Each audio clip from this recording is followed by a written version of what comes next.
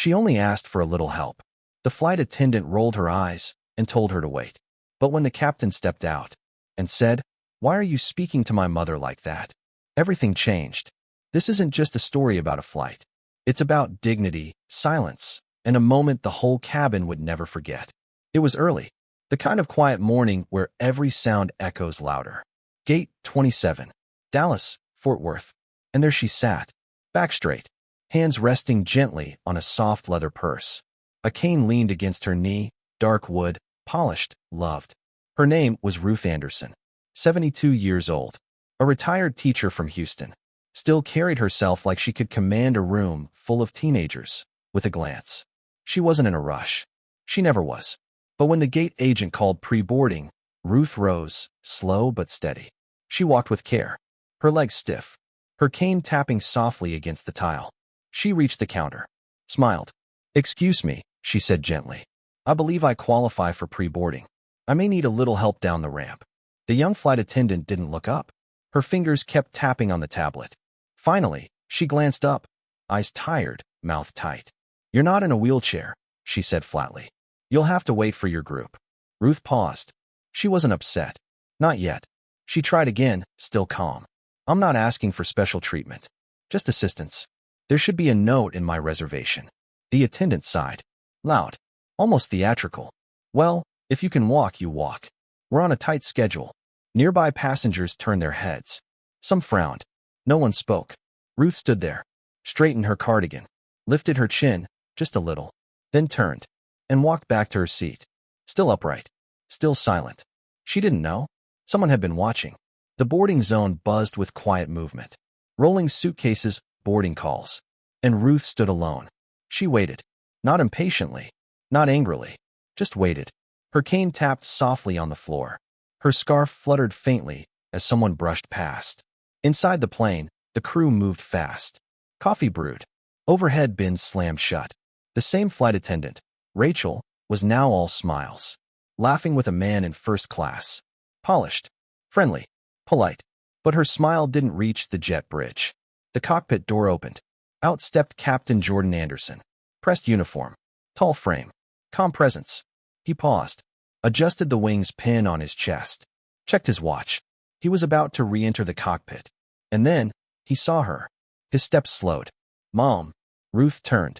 Her eyes lit up. A soft smile. "Hi, baby." Rachel stepped into view and froze. Jordan looked at her, then back to his mother, then at her again. "Is there a reason my mother is still standing out here?" Rachel blinked, forced a smile.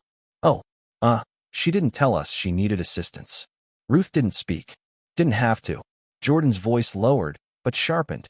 "You told a 72-year-old woman with a cane to wait because she didn't look disabled?" Now heads were turning. Another crew member nearby suddenly found something to look at on her clipboard. Rachel flustered. It was just a misunderstanding. But Jordan didn't blink. "She's my mother. And whether you knew that or not, she deserved better. Every passenger does." Silence. Thick and uncomfortable. Ruth still hadn't said a word. She didn't need to. Her silence said everything. News spreads fast. Even 30,000 feet hasn't changed that. Before the last passengers even boarded, people were already whispering. "The woman at the gate? Yeah, she's the captain's mother." In row 12, a woman leaned over to her husband. "I knew something felt wrong. The way that girl spoke to her." In row 6, a college student stared down at his phone. He hadn't meant to record anything, but something had told him, "Don't look away." Now he was watching it back. That brief moment when Ruth stood quietly, taking disrespect with dignity. His fingers hovered over the screen. He added a simple caption. This flight attendant rolled her eyes at a black elder. Turns out, she's the captain's mom. Upload. He didn't need hashtags. In the galley, Rachel moved stiffly. Her charm gone, replaced with a quiet panic that spread through her chest. She poured coffee with trembling hands. Dropped a stir stick. Didn't bother to pick it up. Another flight attendant, Julia, watched her. "You all right?" she asked softly. Rachel whispered. It was his mother. Julia blinked. "You're serious?" Rachel just nodded. "I didn't know." Julia didn't answer. There was nothing to say. Outside the galley, Jordan was back on the bridge. He didn't speak as he took Ruth's arm. He just offered it, like he had when he was 10, walking beside her through church doors. She didn't ask. She accepted. And together, they boarded. Passengers looked up. A few nodded. Someone in first class stood and gave her space. Another said, "Welcome aboard, ma'am." Ruth gave a warm, quiet smile. "Thank you." No drama. No speeches. But the entire cabin shifted. Not because she was the pilot's mother, but because suddenly, everyone remembered. She could have been anyone's. Cruising altitude, 35,000 feet.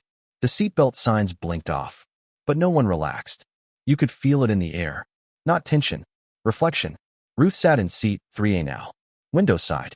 Quiet. Not upgraded because of drama. Jordan had made the change days ago. Planned it. Because that's what sons do. She looked out the window, watching sunlight cut across the clouds. Still. Serene. Exactly how she had always taught her students to be when the world forgot their worth. Behind her, whispers moved like wind. That's her, right? The captain's mom? She handled it like a queen. In row 9, the student watched his video go viral. Hundreds of comments. Then thousands. The caption said it all. She didn't ask for special treatment. She asked for basic respect. In the galley, Rachel leaned against the wall, still trying to catch her breath. Still stuck in that moment. The eye roll. The dismissal. The pilot's voice cutting through her pride like glass. Julia returned from the aisle. She didn't scold. Didn't shame. Just placed a hand on Rachel's arm. "You know what you need to do." Rachel nodded. But her voice was gone. And Ruth?